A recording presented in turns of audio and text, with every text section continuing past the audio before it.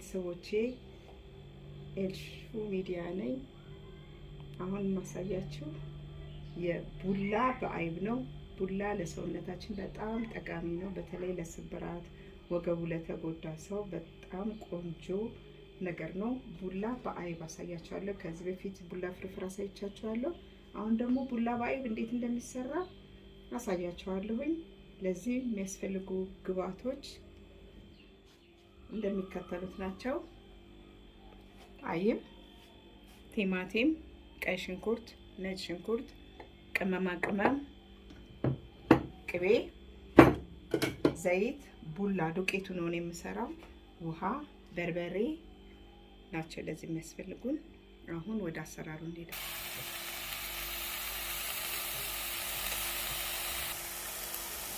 አሁን ሽንኩርቱን እኔ አላበዛም፣ ትናንሽ 2 ራስ ትናንሽ ነው ያደረኩት። ነጭ ሽንኩርቱን አብሬ ጠብሰዋለሁ።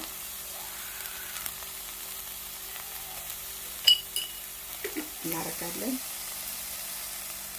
ዘይት አላበዛም፣ ምክንያቱም ቅቤ ስለማደርግበት ዘይት ሽንኩርቱን ለመጥበስ ያህል ብቻ ነው የማደርገው። እንደዚህ በደንብ ጥብስ እናደርገዋለን እንዳይታወቅ እንዲጠፋ ሽንኩርቱ ተከት ማለት ነው። አሁን ውሃ ጠብ እናደርጋለን።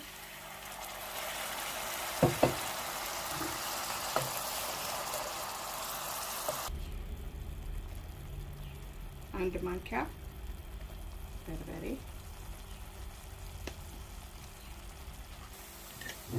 አሁን ይሄንን ማሳያችሁ አጠር እያደረኩ ነው። በርበሬው ብዙ መቆላላት ይፈልጋል፣ ሰዓት ግን እንዳያስደባችሁ አጠር እያደረኩ ነው። ቲማቲም 2 ራስ በርበሬ ቲማቲም አድርጌያለሁ። ማቆላላው ብዙ ሰዓት ነው፣ ግን ብዙ ደቂቃ ማለት 10 ደቂቃ ለእናንተ ግን ለማየት እንዳይሰለቻችሁ አጠር አድርጌዋለሁ። ጨው እንጨምራለን።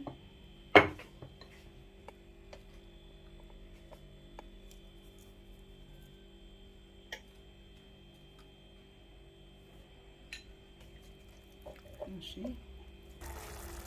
አሁን እንደዚህ ተቆላላ። በርበሬው ላይ ጥቁር አዝሙድ አደርጋለሁ። በርበሬው አብሬ ጥቁር አዝሙድ አደርጋለሁ።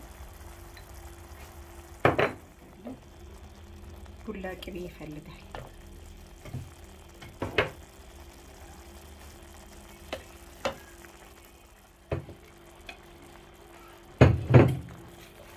ይሄን ጨምረን ደግሞ በደንብ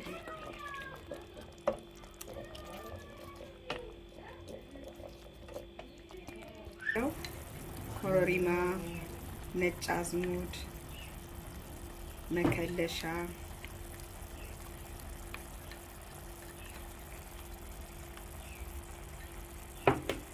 ጨምረን በደንብ እናቅራለን።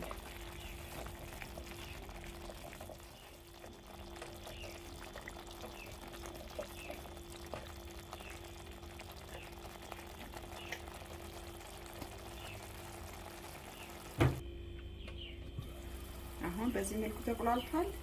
ሌላ ቦታ ውሃ ፍልተናል። ትንሽ ውሃ እናደርግበታለን።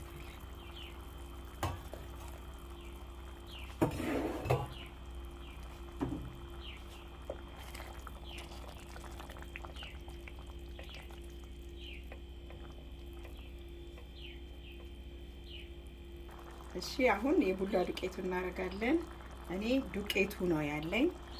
እንደዚህ እነሰንስና ሙሉን ውሃውን ያለውን ማልበስ አለብን።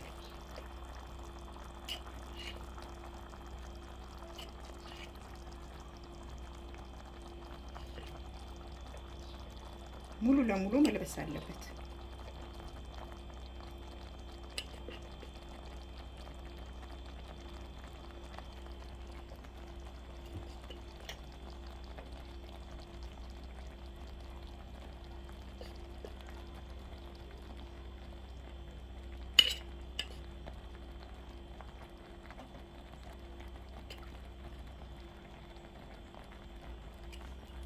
እንዲህ አልሰን ትንሽ 1 ደቂቃ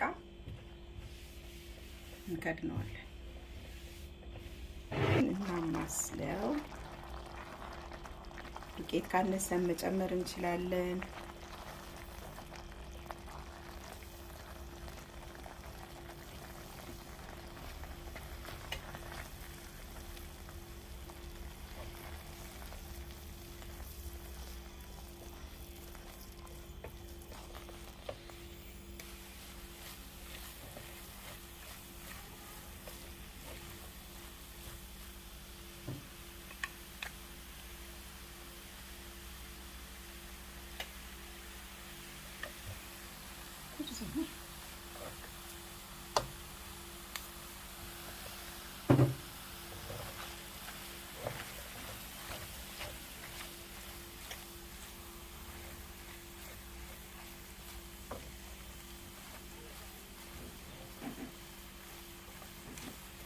እየተፈረፈረ ነው እንደምታዩት።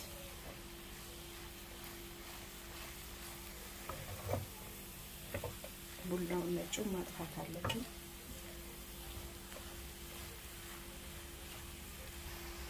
አሁን ትንሽ ከላይ ትንሽ ቅቤ እናደርግና ከነነው በእንፋሎቱ አብስለነው ነበር። አሁን እቺን አያችሁ እንዴት እንደተፈረፈረ።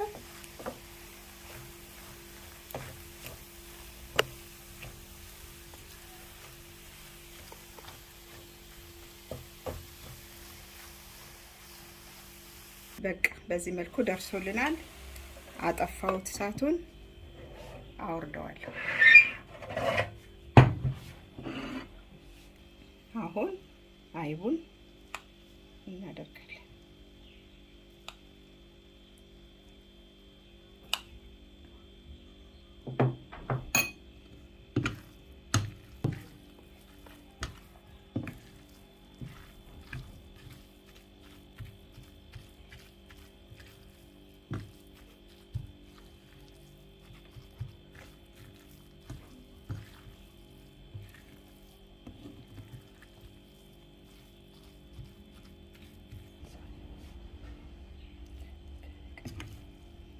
አሁን ወደሚበላበት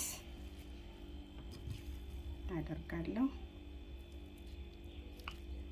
በጣም ነው የሚያምረው። ሽታው ራሱ በጣም ደስ ይላል።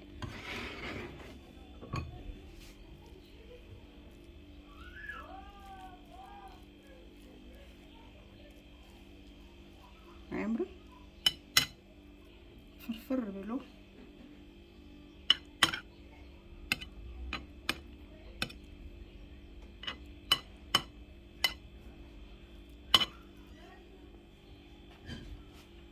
እንቀምሰዋለን።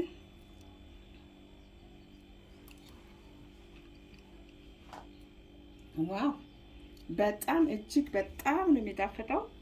እንደዚህ እያረጋችሁ እየሰራችሁ ብሉ። ስላያችሁ በጣም አመሰግናለሁ። ሲሆናችሁ ሰብስክራይብ አድርጉ። የተመቻችሁ ላይክ አድርጉ። ማንኛውም ሀሳብ እንቀበላለን። ኮሜንት ላይ ጻፉ። በተለይ የማዳም ቅመሞች እህቶቼ ለወገባችሁ ስራ ስለምትውሉ እቺን እየሰራችሁ ብሉ። በጥቂት ደቂቃው ሰዓት ሳይጨርስ የሚመገቡት ጠቃሚ ምግብ ነው። ቡላ በጣም ቆንጆ ነው። በአይብ ደግሞ በጣም የተሻለ። በሚቀጥለው ደግሞ በሌላ ነገር ስሪ ካላችሁኝ ኮሜንት ላይ ጻፉ፣ ሰራላችኋለሁ። አመሰግናለሁ። ደህና ዋሉ።